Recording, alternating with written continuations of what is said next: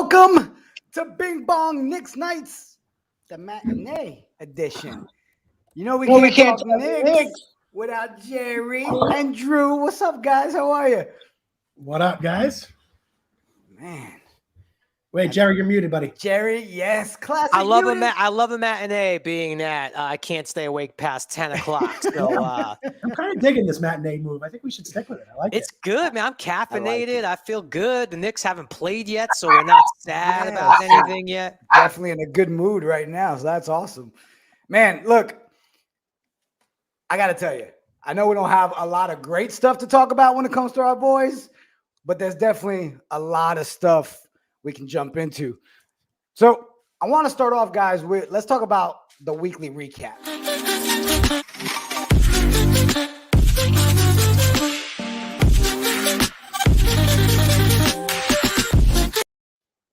Our last win, December 7th, versus the Spurs.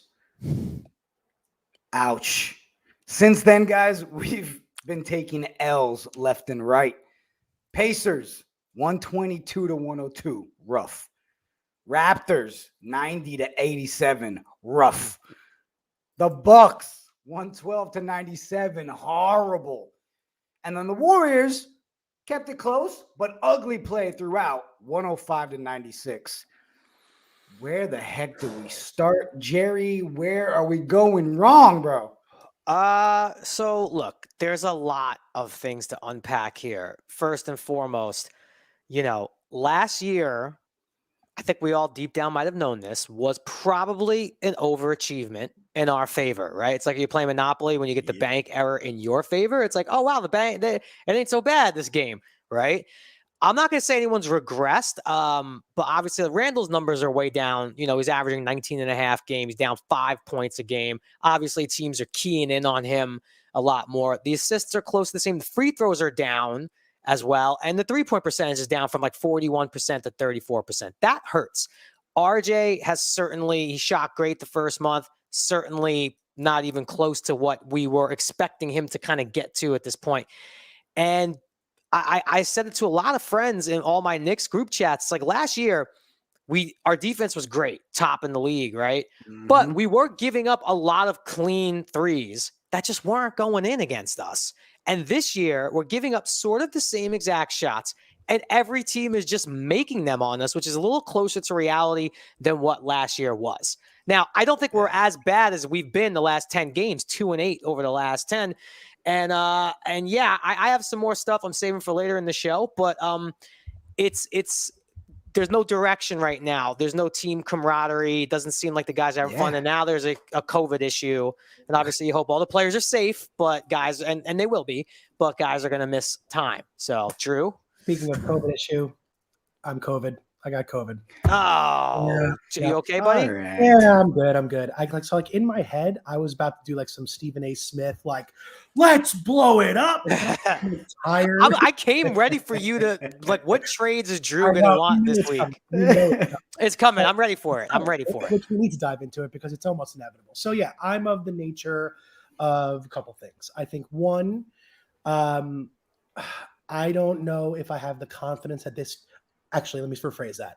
I do not have the confidence that this is the team that's going to take us past the first round of the playoffs. With that being said, I think we need to reassess our strategy. I think we've seen a quarter of the season. There's no reason to waste this year. We need to figure out a strategy that optimizes this year. And there's a few things I think that needs to happen. One, I think our shooting guard, Fournier, got to hit the bench. Got to hit the bench. Listen.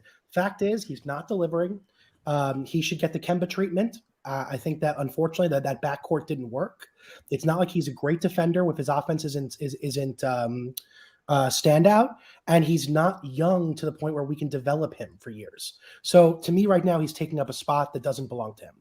I think that with that said, I think we need to revamp the lineups. I think Derrick Rose has to move into the starting lineup. It's just the reality of I don't care if we like his role on the bench because he brings in energy. We have Quickly. Quickly's an energy guy. Rose needs to come in, start the lineup. And then my starting shooting guard is Grimes. I think Grimes is a stud 3-and-D player. I think we should be developing him. He's proven that the kid can come in and ball. He can spread the floor. So Yeah. I think he's a 6'5" prototypical shooting guard. I mean, since you brought up Grimes, I mean, let's talk about that first game, right? I mean, 27. Grimes, 27 points was the most by a New York Knicks rookie in their first career start. Yep. His 7-3 set a Knicks rookie record. I mean, no doubt. Now, so I'm starting Grimes. I'm starting RJ. And my hardest spot right now has been, and then I'm starting Mitch Robinson. My hardest spot is Randall or Obi. And I think like you got to keep Randall in the starting lineup because I think it would just demoralize him and the team and he'd be done. But if we went to full blown, hey, let's invest in the future. We have some real talent on this team that is young and needs to be matured. Then I think then you're thinking about starting Obi. Regardless, Julius Randle cannot be playing 40 minutes a game. It just there's no point. He's not even contributing enough. He has the lead. Right. He leads the team in lowest plus minus in negative. So like he's got to be playing less minutes. Then on the second unit, I'm seeing Quickly. I'm seeing. I'd like to see. I mean, that's where you think you got to have Fournier get some minutes. You got to have Burks get his minutes. I believe Knox should get some minutes. The kid is. I've always liked Knox. Maybe we're just throwing him out there to get some. He's snake bit, man. Because tonight is a perfect opportunity for him to get minutes, and he's out with COVID. Oh, really? That happened to him too? Yeah, perfect opportunity with Grimes and RJ and Obi out. He played something. So perfect opportunity for Knox and against the Rockets, obviously we can't take anyone lightly at this point, but not the defensive juggernaut. And unfortunately, I think that's 100%. I could have sworn I read that. So yeah, no, you did. It did. I saw it this morning as well. So okay, we'll get back to that one second. There's no RJ tonight. There's no Grimes. There's no Obi. There's no Knox. Wow. Yeah. So I think that for the time being, I think we got to tap Kemba Walker back on the shoulder. What else are we going to do? We're shorthanded. Wait. Again, if we're going to think young talent first, why not give Deuce McBride some real run? The kid can ball. He should definitely play tonight for sure, especially with Knox now being out and decimated with COVID. He will play tonight because he does fit the Tibbs kind of thing. I agree with mostly everything that you're saying, Joe. I mean, I don't think the Randall benching, like, if that's the case, then you need to just trade him. That's exactly right. But he's not playing with any passion. I mean, dude's just not doing anything for us and looks exhausted by the time we get to the fourth. Yep. I mean, it's just he's not performing at all. He's forcing it. He's moping around. He looks like he's totally in his own head. There's no offensive continuity with this team either, right? No, it's literally like schoolyard kind of pickup. Yep. Where it's like, okay, Randall, here's the ball, go create. Here's like a weak screen. Or then it's like, all right, dish it to Rose. You're a guy who could create, and he does. But outside of that, like, there's never. I was talking to my buddy Kyle Rudy, coach of the Knicks 2K League team, Knicks Gaming, and we were even saying like, even like a 2K, like there's no off-ball stuff. Watching the Warriors move the ball. Now, look, the Warriors are great, and they got Steph Curry, so I get it. Yeah. Right. And they got Draymond, who one of the best defensive players ever. There's no off ball anything. It's drive and kick. And if you're not hitting those kicks, you basically don't have an offense. Yeah, true story. So guys, real quick, I mean, just everybody in the chat, as you know, we keep this open forum, right? The invites in there, the links in there. I see people are jumping in. So I see we got Scott waiting in the back room. I guess he has some stuff he wants to talk about. Hey, Scott, how you doing? What's going on, fellas? What's up, Scott? Much, man. How are we? Yeah, I'm guessing you got some takes you want to share with us, man. Take it away. Well, I did. You guys covered a lot of it. First off, agree with Jerry. I was looking at the standings last night, and walked through the rosters on the east side. We're kind of right where we should be if you look at our roster. We hit lightning in a bottle last year. You even look at the Cavs. You look at the Hornets. You even look at the Wizards, the Hawks, like they have a better team than we do. You look at the injuries and COVID. We brought on some very strong veterans that were supposed to that aren't playing well. Fournier's been a disaster for us. Kemba was a terrible signing. They're not playing well. I was happy. I liked the Fournier signing. And bringing Noel back, I was a big fan of. But you go up and down on our roster, and we're not as good as the other teams in the East. The East is solid this year. Yeah. Yeah, and look, those signings to me aren't terrible because those are all great contracts, right? So we're not locked into.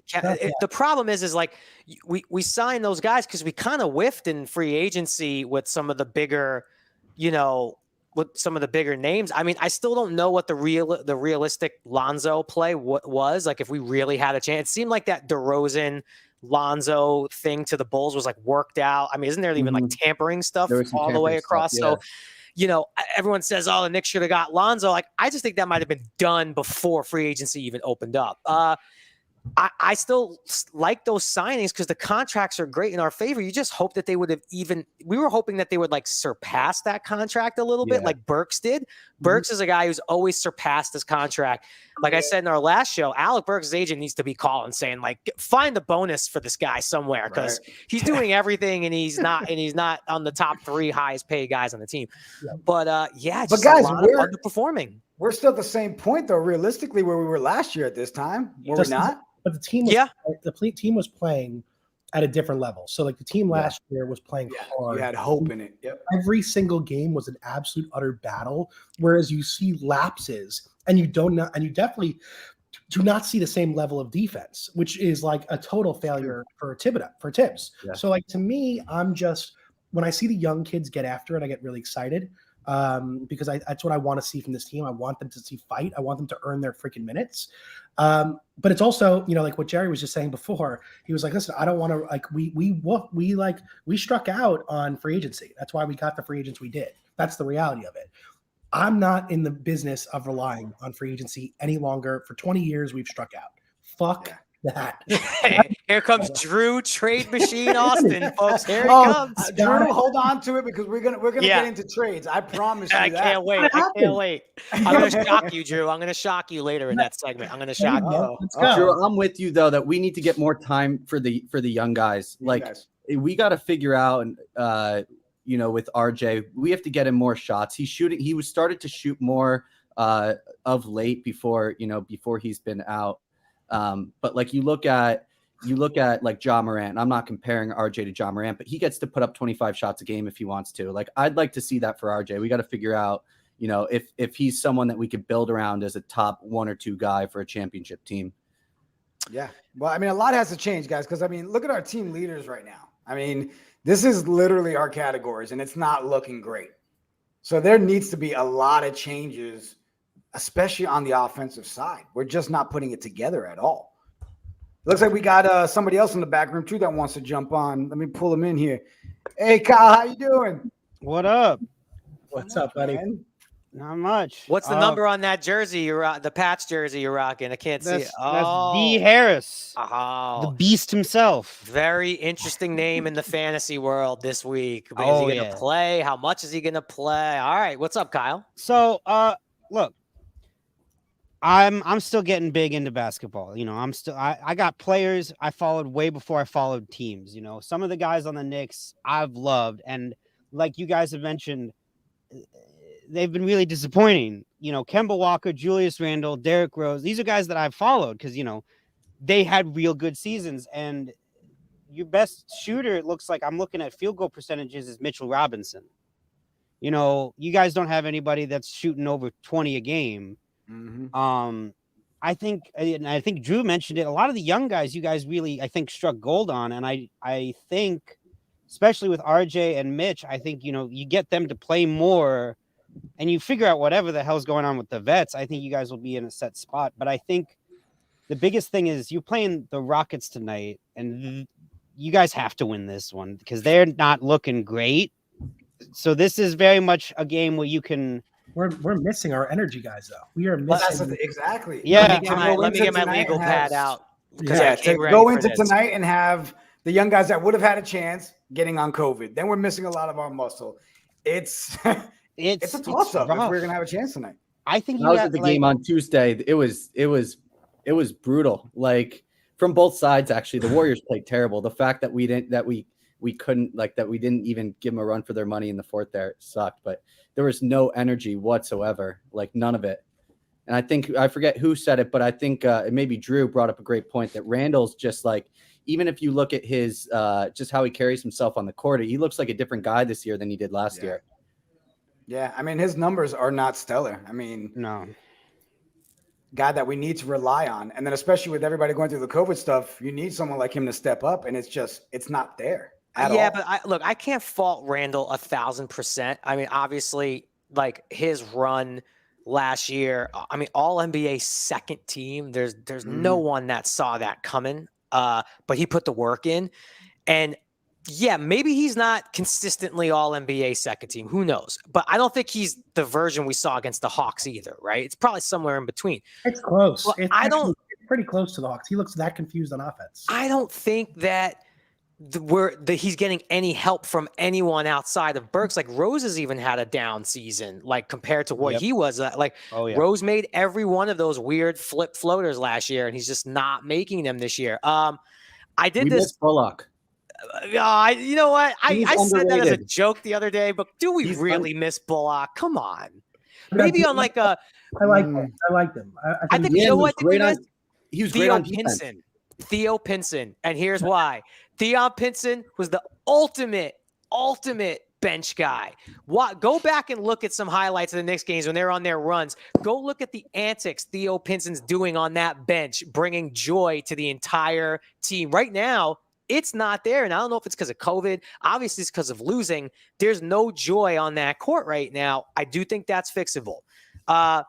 Big pitch for you guys right here, okay? I did this last time, and I said we were going to go through a gauntlet after that last Rockets game, okay? Rockets are on the schedule tonight. We are 2-8 in our last 10. We're 12-16. We're the 12 seed. We're 3 games back of the 6 seed Hornets. Houston tonight. Now I'm going to rattle off some games, okay? At Boston. Boston's playing a lot better. Now here we go. Pistons, Wizards. These are all home games. Hawks on Christmas Day. Great time to go to the Garden. Christmas Day at the Garden's magical.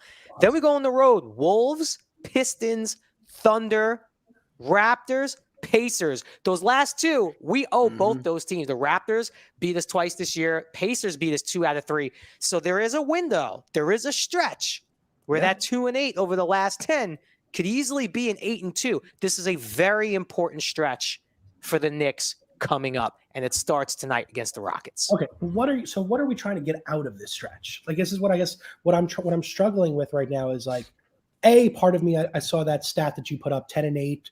Kemba, we were 10-8 with Kemba, 2-8 without him, or whatever. Did we pull the plug on? Did we pick the wrong problem? Is Kemba the problem? But statistically, people would say yes. Sure, like all his plus minuses, his defensive metrics were like some of the worst in the league. Yeah. Like, is he not worth putting out? I mean, he's an offensive. He is by far the best player to get the team in the position to score and be able to create his own shot. Like, is he not worth 25 minutes a game? Like he is tonight when you're missing 4 guys via COVID. He certainly is. Obi still out? Obi's out. Randall's out. Grimes is out. Randall's not out, right? No, Obi, RJ. Sorry, Obi, RJ, Knox, Grimes. Yeah. I think Kemba's worth a flyer every night to see if he's hot. He's either been red hot or he's just shot poorly. So I also feel like Tibbs took him out when the point guard position was kind of the issue right there, trying to figure out who we wanted to go with, because you had RJ at that moment putting up 20. You had the guys kind of stepping up. So I don't think it was the perfect time to stick to not having him in there. But again, we have no choice tonight. Now, Drew, you mentioned what we're trying to get out of this. We're 2 full games back out of the play-in right now. Yeah. I was just about to say, to answer your question, you kind of answered your own question before you even asked it. I think a big thing you can get out of this, especially with a win against the Rockets, is you can get that energy back.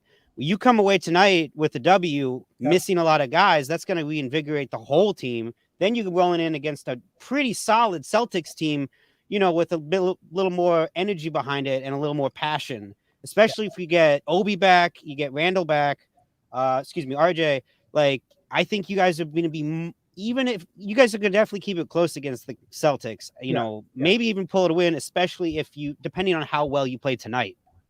I guess the thing that I'm thinking about in the back of my head here is like, I go back to what I said right off the bat. It's like, Listen. I'm gonna root for the Knicks to win a basketball game if it's the last game of the season and they're 50 out. Mhm. That's just my mentality. It's all I know. Even when they're not supposed to win, I almost can't stop from rooting for them to win. So like, there's just I'm always gonna root for them to win. Let's put that aside.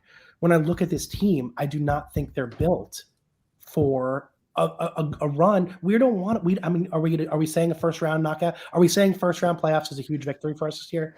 I think so. Look, so I hear the two options then, Drew. It's like you could either play for some playoff like, do you remember, even though it was a terrible series for us and we lost in 5, but do you remember like after like game 2 when we tied the series 1-1, do you not want to feel that joy again? Your other option is you literally just start playing Grimes, Knox, McBride, and you tank and you blow it up and you tank and try and get a lottery pick, top 8 pick. We do have 2 first round picks next year, I believe. Yeah, but the Dallas pick's not going to be great. And there's no guarantee that it's a top 3 anymore. Like tanking just doesn't make sense. I think No, I think we have a little bit more cred where we'll pick up a free agent in the next 5 years. Like I'm confident of that. We're not the same team, and it's a whole new generation. Like the LeBron, KD, like those guys, we were a joke the whole entire time they're in the league. I think the young guys now, like they see the opportunity and coming to New York. So I'm bullish on that. I don't think I agree with you. I mean, I feel like I've said that every year for the last 20 years, but I think more than ever, I agree with that. But last year I felt like there was no better time going into last off season with the crowd almost like, I'm telling you, that was one of the most a game 2 NBA playoff game was one of the most memorable sporting events I've ever attended because of how energetic that crowd was and how unbelievable that crowd was. So like after that run, with the team so excited, coach of the year, we still struck out. I'm just not banking on it. We did strike out, but there wasn't like there wasn't much. There wasn't a ton. Like you really talk about like Lonzo, DeRozan, Lowry. That's the problem, guys, is that the model is set for players to return to their teams. That's the reality of it. The model is set for that. So it's already a slim pickings when we get out to the market, and no matter what we do, we still have Jim Dolan. And that is a huge, and when push comes to shove and you have to get your contract signed and you're at the table and you know who your boss is and it's still Jim Dolan, that is going to put fear in every. I don't know. I don't know. I think we should just I don't know. I don't think that. I honestly think championship this year, probably not. But there's a lot of good things. There's a lot of good things that this team can do while working towards having that roster that we all want. One, you could play spoiler to a lot of teams. You can be the thorn in a lot of team sides. And I think at the very least, the Knicks have the ability to really fuck up the seeding for a lot of people. You could also making it back to the playoffs for another season. That's got to be the goal, at least that, because then you show everyone else that the Knicks last season wasn't just a fad. This season, maybe you go a bit deeper, maybe not, but you're still there. You're still a contender while you're working on building up that roster. You don't want people to think that you're a fucking pushover who had a blip in like one good season and then you back to sucking. I think if they play with the mentality of we can really mess up some teams, we can really get at them. They don't think anything of us, so we're going to go out and show them. I think that's exactly what they could be. They could be someone that upsets the seeding, someone that shows, hey, watch out for us because we're up and coming, and I get to say this without being a Knicks fan because I haven't been saying it for the past 20 years. So this is the first time I'm saying it. So there's a little extra hope behind it. Guys, real quick, we got another guest in the back there. Actually, a personal friend of mine. His name's Hector from Project Nerd HQ. They do their own YouTube Knicks channel over there for the love of the game. And he just checked in. What's going on, Hector? Chilling, family. Hope all is well. Thanks for having me on. Hector, nice what's up, man? Guys, Jerry, Drew, Kyle, Scott, Jigga. Hope all is well. Bro, so I know you wouldn't have jumped on if you didn't want to drop some Knicks convo. So what do you want to touch on, man? Well, first of all, having conversations about the Knicks, it's very stressful on your life. Hair falls out, blood pressure goes through the roof, diabetes pops up out of nowhere. But then honestly, these past 20 years have been stressful. Last year, we thought, all right, turning it around. But then, like I told you, Jigga Man, different conversations we've had. Everything that could have went wrong with this team has gone wrong. Everything, literally everything. Julius not having the same numbers, Kemba Walker not panning out, Evan Fournier being a donut the past few games and stuff. It has not keyed out in our favor. So when this happens, you have to take a step back and be like, all right, we hit on it last year with Julius. You know, we didn't expect Julius to do what he did. He did what he did. So the front office thought they could be slick. Like, all right, let's get some couple pieces that no one else is like banking on, and let's see how they work out. I'm not sure if it's a disconnect between Tibbs and the front office, because him pulling Kemba Walker out, not having him in the rotation, or just like playing Evan Fournier in random situations, it seems like he didn't want those players, in my opinion. Do you think it hurts us when we were doing the Kemba Evan Fournier combination? Like, that didn't seem to really be something that hit well.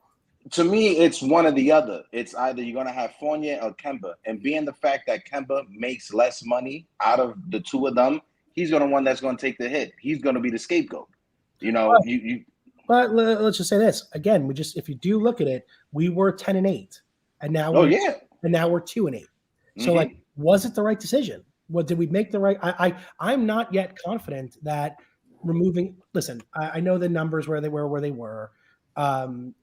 And I don't think Kemba is necessarily going to be the player he once was. But there's no doubt when there is like a shot that needs to be made right now, he is by far the best player on the team to create a jump shot.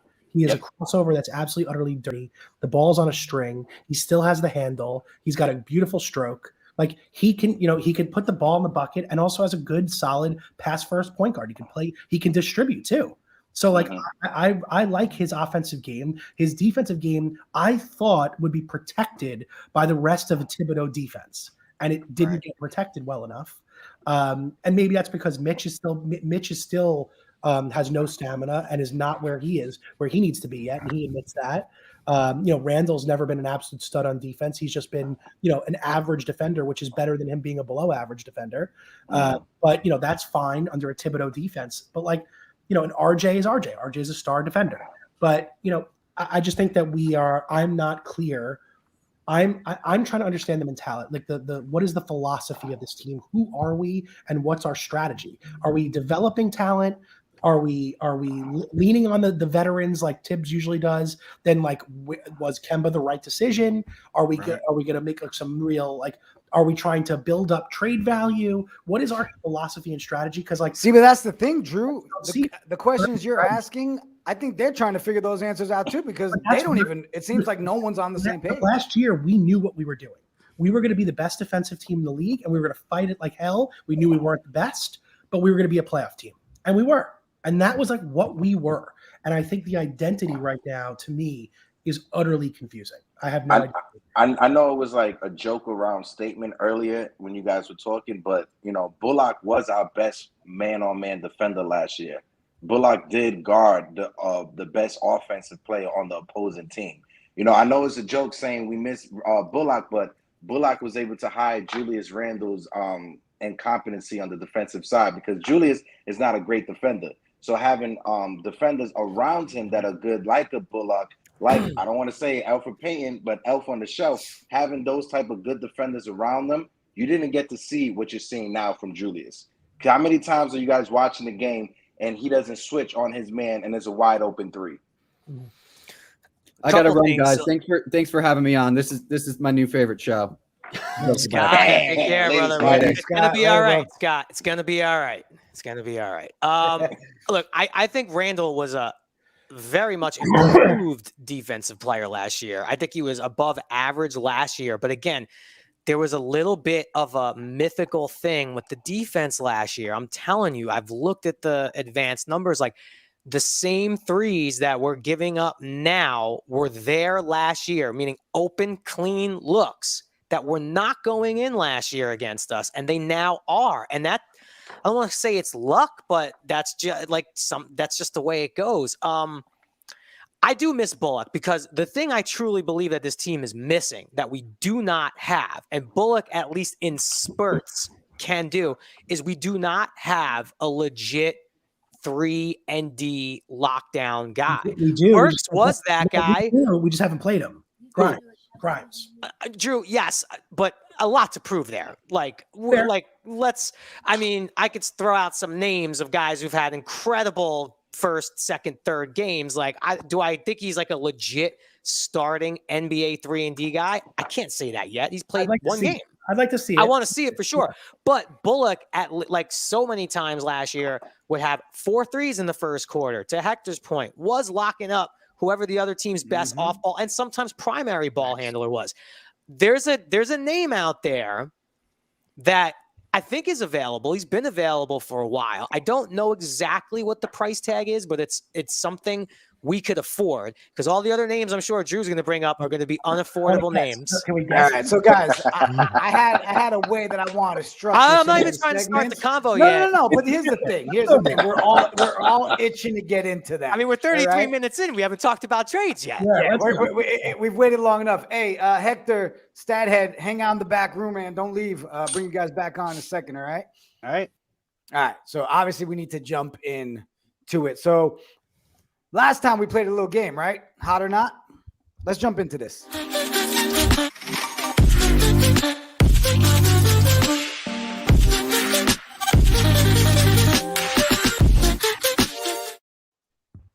It's going to be the hot or not trade opportunities today. All right. Look, we're getting there. We waited 33 minutes. I'm proud of us. We've only mentioned it like 16 times. Jerry, we'll start with you, bro. Okay. Hot or not on the trade for Ben Simmons? Too bad there's not a warm, like a hot, warm, or cold. I'm going to say hot for sure. I'm going to say hot. I mean, I could give the explanation why. It's a risk, but I think that the Knicks have to take risky guys at this point. But I just don't know if we have enough and have what they need. There might need to be a third team involved, but hot is my answer. All right. Drew, on you. I'm hot. I like Simmons. I love Simmons in a Thibodeau defense. I think his size and then how he can play both on and off the ball. I think that a backcourt, like I could really see him being, and like, listen, there's he can't shoot. Can that improve? It's improved for a lot of players over time. You know, Michael Jordan was a terrible jump shooter in the beginning of his career and grew that part of his game. Same with Kobe, same with Jason Kidd.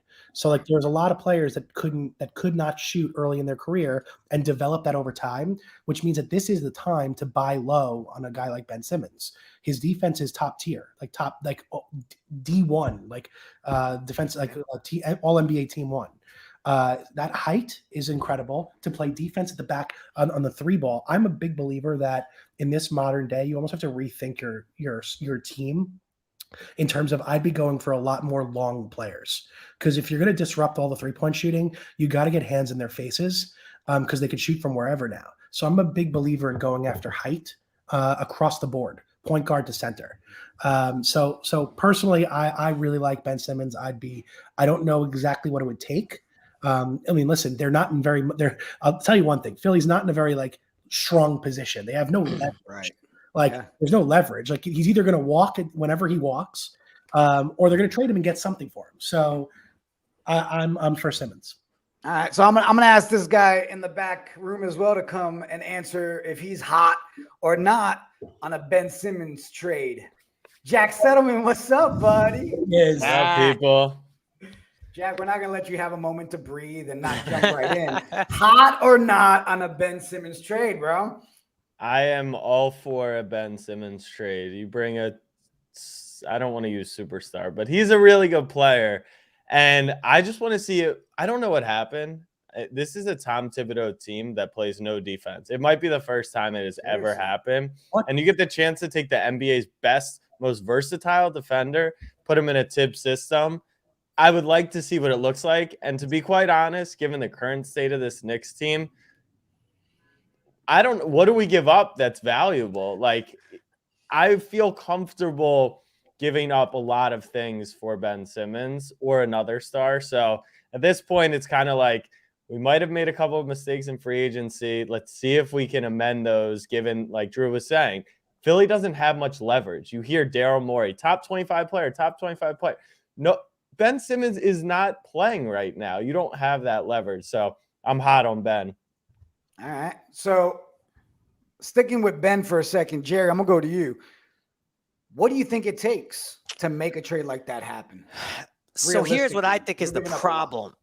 Here's what I think is the problem. I think we do have maybe enough assets to pull this off, although we would probably gut most of the team and have to patch it together with like veteran contracts. But I know the Sixers are on the outside looking in. I think they're like right with us record-wise, maybe slightly above.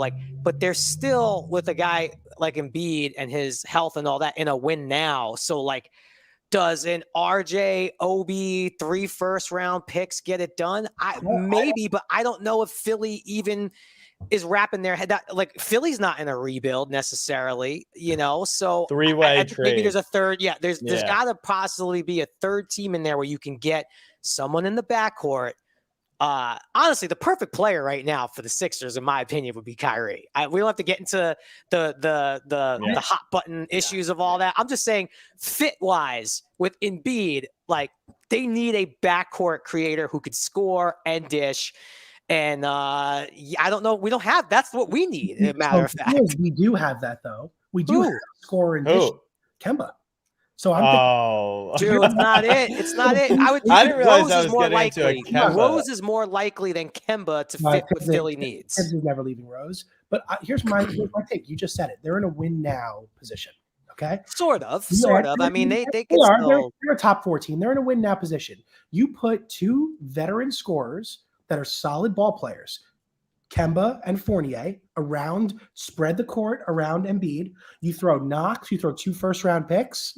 It's never gonna happen. Drew, honestly, Drew's the guy who you try and fantasy football trade with. He's like, I'll give you my whole bench who I just picked up off waivers, and you give me your first-round pick. Are you crazy? Kevin Knox? Drew, I wish that could be true. It would be like the greatest trade in Knicks history. I can see the compliment. I can see Kemba Walker's not even in the Knicks rotation right now. Like And he's Evan out of the Fournier rotation. might And he had not one of be the in worst, right? 2022. And Fournier hasn't played a fourth quarter in like 2 months. So do you think? Okay, so let's talk before we move on. It's not enough. We need a third team. Anybody on the team not like in who are your top 3 untouchables, or who is untouchable? No, I know nobody's untouchable. I get that, but like, is there anyone untouchable? For the Knicks? Yeah, who's like the hardest player for you to trade? Honestly, for me, my opinion is no one's really untouchable on this team. Yeah. Let's be honest. No one. Do we really give up on a third pick again? Yes. Like 3 years in, Who are you talking about? You talking about RJ? RJ, you really give up on him again? But you're he's more untouchable to me than anyone. I think because so. of But the if you're upside and the age. insinuating give up, you're saying we're not thinking about re-signing him, we're trading him for nothing. Like, we're talking about Ben Simmons, or we're talking about getting a player. So it's not like you're necessarily giving up on him. You're using him as a valuable asset while he has value. Fair. Who's your next one, Jigga? Who else you got? So, hot or not, I'll start it off with you, Jack.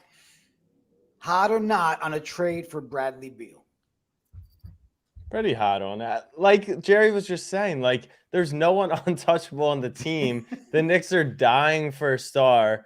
Dying. The only literal hesitation I would have around a Bradley Beal is like, we just brought in 5 guards who can't pass and who only score, and it's not going very well in this system. So that, I guess, if you wanted to look at maybe a reservation for it, that would be it. But you can mark down 25 points a night on the score sheet. Huge. And you can see that Randall did that last year. He did everything. And he just can't do it all again this year. And so being able to give him help consistently on a night-to-night basis, that's what the Knicks are missing. Randall shouldn't be I'd actually love to get Beal. I'm hot on that too, just because and he's someone I would give up a Barrett for. Because the problem with the Knicks is that Barrett is a third scorer. Yeah. Randall is supposed to be a second scorer. He is not a create a shot. He does not need to be a 30-point a game scorer. If he was an 18 and 10 guy, I'd be thrilled. As long as he wasn't the first shot, as long as he wasn't and didn't force it, found his spots and played, 5 assists, 18 points, well-balanced game, I'd be all for Randall's ball game. But he has such pressure on him to carry the load of this team. And he's had it now for his whole time as a Knick. that I think if you brought in, and this is where I'm more intrigued by a Beal than a Simmons, because Simmons doesn't take the weight off Randall still. He still is the go-to scorer, and he's not a go-to scorer. So we find ourselves in a very similar situation. With Beal, it almost changes the entire dynamic of the team. Whereas now we have a go-to scorer. Randall can find a role for himself as the second scorer. Now, what's left on the team after a Beal trade, I have no idea after that. Beal definitely makes a lot better sense than Simmons does with a Randall. And kind of with the other, like, again, if you are probably getting rid of some players, but then again, you got to think if you're Washington, who is sort of in the hunt, I mean, the playoff hunt, although they've fallen from their hot start, but they have a great young core as well, so I don't know if that makes them more likely or less likely to say, hey, here's our superstar. Like, give it, because it's interesting. They're building like almost like an island of misfit toys of like guys who are cast off from other teams who are now playing really well. So I think that has the most interest, but I still don't even think that's fully realistic. I think we're actually like or maybe need to for this year look at like a tier below those superstars. But Beal makes a lot of sense. But again, I gotta look at his contract too. Like, what does he have left? Because if he has one more year left after this year, I'd maybe want to punt, and I'd wait the year and a half till he's a free agent and make the play. Because, you're right. Like, what's left? Is it RJ Toppin and 2 first-round picks? Then, I don't know if that gets it done either. Like, if we're like a 5 seed again. So, but I love Beal. Well, I got one last one for the hot or not trade topic, and it's coming. Damien Littler. What do you think, Drew? It's the same boat. Exactly. Same boat. He's another star. Love to have him. He fills the void of a go-to scorer on the team. He's a big shot player. He's older. He's 31. So, I mean, that's the only drawback, because we are, again, if you trade for a guy like him, you're still really not positioned for a championship. I mean, his team is better around him in Portland right now. So if you trade for him, you're probably stuck with another Portland in the Knicks. So he's a first round exit. I don't know. I'm not sure. All right, so we won't go around the horn on this one. I think we got to look for, let's talk through who are the diamonds in the rough. That's my next question. So if each of you were picking someone to trade for, Jerry, I know you were on your notepad. You were ready. You came in with the lead. Look at it. He came to lawyer us today. Jerry, what's that guy you think realistically we trade for, not break everything up? And let me just ask you, Jerry, before you even jump into this, is there an incremental way to improve this team? Like, is it star or bust?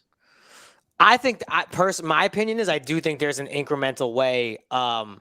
Again, I don't know if the pieces necessarily fit, and it would take savvy front office kind of deal making to get it done. But there is a guy who I know has been on the table and in talks for lots of different trades in the last year plus. And this is not a star name. It is someone who flirted maybe with the All-Star game a little bit, but I think he has exactly what the Knicks need, which we haven't had since freaking Steve Novak. Someone who could consistently hit threes and create. Are you thinking Buddy Hield? Yes. Buddy Hield in Sacramento, which, by the way, that's who the Lakers should have gotten instead and did that deal maybe instead of the Russell Westbrook deal. Yeah. Okay. And Sacramento is still a mess. They have a bunch of pieces that still don't fit. De'Aaron Fox, who I love, doesn't seem to be playing. It's not fitting. I love they gave away Bogdanovich for nothing. That's a guy they should have went all in on if you're the Sacramento Kings. So I think maybe you could peel off something, whether it's a Buddy Hield, maybe even Fox. I doubt it though. But to me, Buddy Hield, a guy who, and I see someone in the chat even put a Marvin Bagley. The Knicks need to roll the dice on some of these lottery picks that haven't necessarily become superstars that still have a little blood. Buddy Hield had amazing years as one of the best 3-point shooters in the league. And that is exactly what the Knicks, we have no floor spacing, none.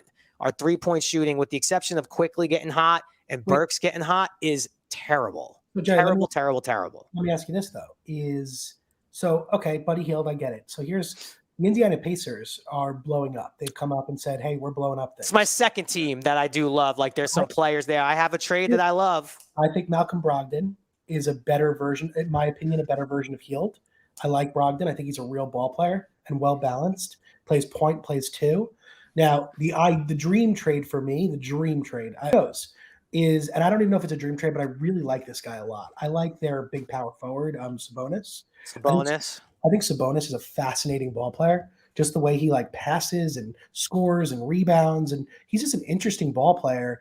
Like there's been rumors of a trade of Sabonis for Randall, and like I'm not. Oh, who's making that rumor? Where'd you read that? There have been rumors. I've been hearing about it. Now I don't know if that meant draft picks as well, but there's been talk of a Sabonis Randall trade.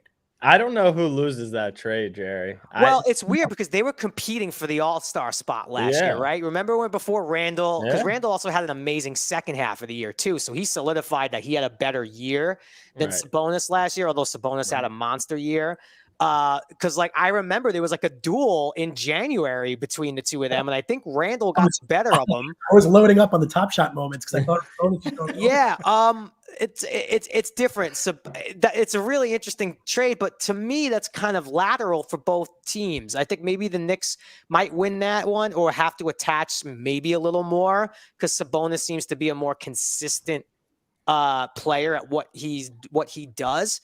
But it seems kind of lateral for both, and Randall's on a bigger contract, so I don't know if that fits with the resetting with the Pacers. I actually think Miles Turner way better fit and more interesting gettable piece for the Knicks because unfortunately, like, and I know he's super young, I don't know if the Mitchell Robinson experience is working out and will work. I don't know. I'm not saying it won't, but I'm not ready to give up on Mitch. I'm just not ready to give up. I mean, what's the highest end of Mitchell Robinson? It might be Miles Turner.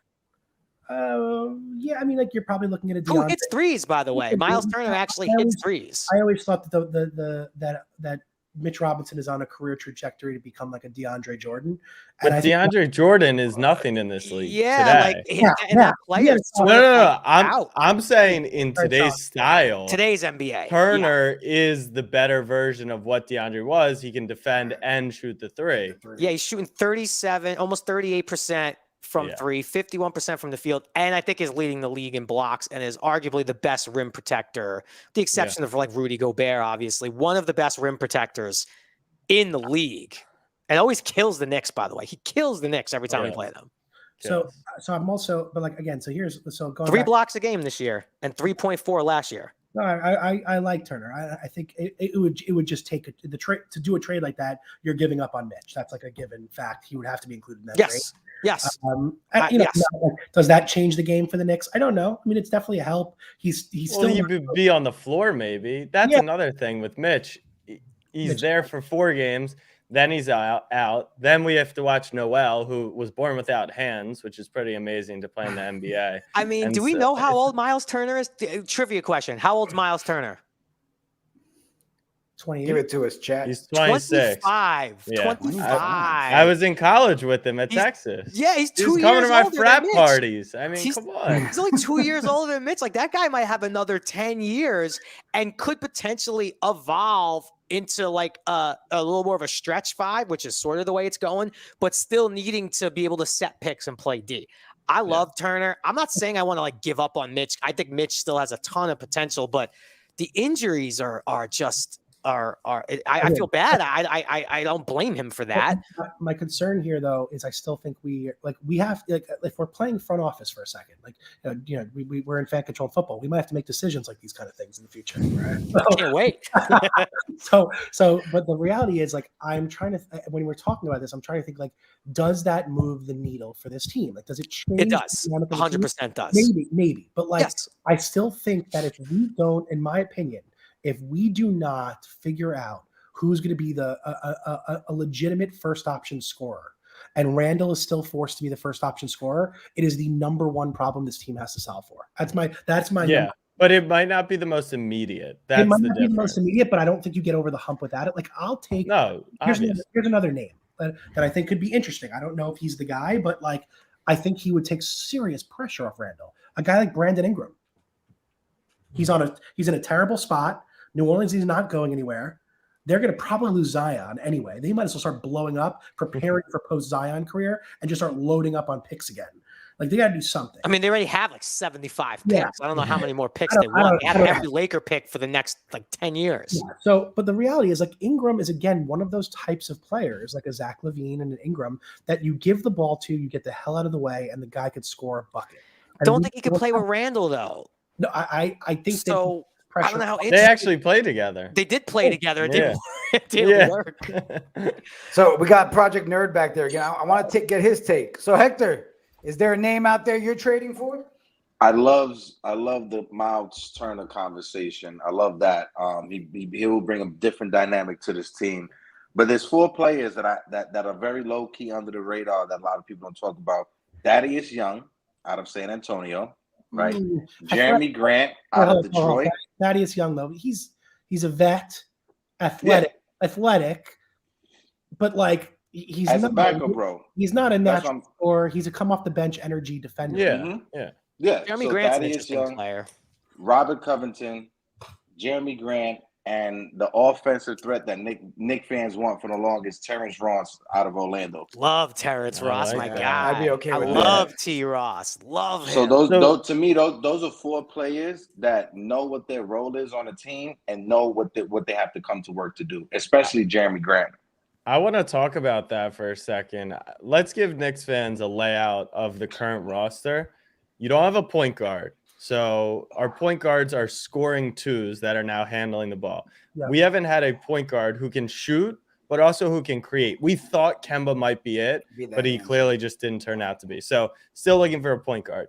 To the 2 position, like Jerry was talking about earlier, we have shooters and scorers, but we don't have knockdown threats to space the floor. Mm-hmm. You get a Buddy Hield, you get a Terrence Ross. I mean, Terrence Ross in the Garden is one of the scariest sights because he's chucking, and if he's hot, that's 30 points. He's an instant green light when he walks off the court. Absolutely. Now at the 3 position, you need a slashing wing who is also a threat to shoot the ball.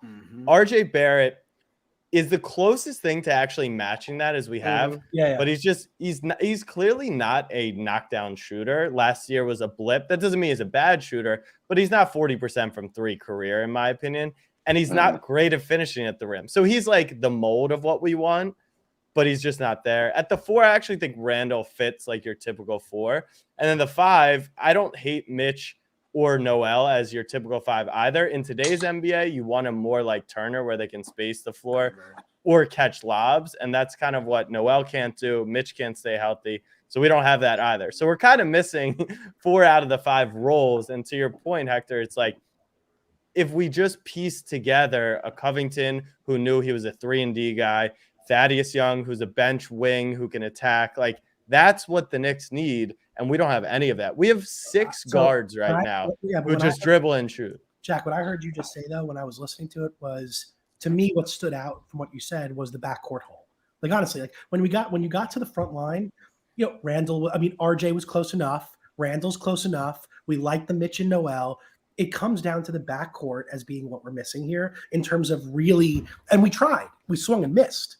We got Kemba, and we got our 2 starters failed to deliver. So it's a starting point guard, and we actually have a great backup unit in the. I love our bench. I think our bench is stacked. So it's really we need to get rid of Kemba and Fournier. That's the answer here. And then, who, if we zero in now, because we're saying that really could be the core issues, then we have to solve for those. So it's like, I'm looking at the point guard list. Like there's the top. I think Brogdon is just makes so much sense for this team. He can be 17-6 night in, night out and be a good defensive player. Like he could literally reset the Knicks franchise just by being an above average point guard. That's Is he all fully we need. available? Because I know everyone on the Pacers were talking about splitting up Turner and Sabonis and LeVert. I haven't heard Brogdon much. I heard LeVert, Sabonis, he won't be Turner. available until the offseason because he signed an extension this past offseason. So he has to wait till April in order for him to be traded. And that's past the deadline. That's what I want. That's who I want. Once this Indiana Pacers talk started going up, that's what I want. But then I would take Turner and Hield right now and swing with Rose and Burks as the primary, with Randall as well as the primary ball handlers for this year, and then retool off of that. And because if Brogdon's not available and What you about know, Russ? Did we talk Russ? We didn't. They've had conversations. It's an awkward I'm silence. just saying. I'm just saying. I'll even bring Kyle back. Yeah, Russ. I mean, I don't know. Who the hell knows what you're getting with Russ at this point in his career? I have no idea. Like, I'd be more excited about a De'Aaron Fox, even though De'Aaron Fox is not probably a Tibbs guy because his defense isn't great. You want those guys, though, in bad situations that need a little bit of a rebrand. Like, that's the kind of thing I think we got to target. I was just about to say, because, you saw my comment. I think you got to go after the Kings, the two guys over for the Kings, because, like, you got one guy in Marvin Bagley who's been banged up, but he needs a fresh start. I think you can go after at least one of those two guys, maybe both. Bring him here, give him a new home, show him some love. What are you doing with Bagley though? Because he's just going to play. He's Randall's position. Well, we've been playing some small ball, and to me, he would be a really good option. Whether you put Randall at 5 or we need a little more size in our small ball lineups. Like we're 3 guards, really 4 guards. Yep. So there's an interesting spot. Awesome. Well, he wants to be a starter, and according to his father wants him to be the main focal point of a team. So I don't think he's willing to come to New York to be a bench player. He's a phenomenal talent. Go after Hield and Fox. If he can, prove himself that he is starter worthy, I think New York is the place for him. Yeah.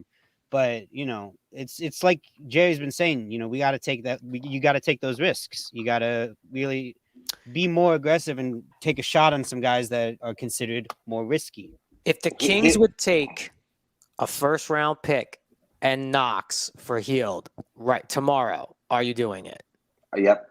First round. I mean, you think Hield? The Knicks first, which right now is slated to be, a lottery pick, pretty much. This year's 10th. First. This year's first.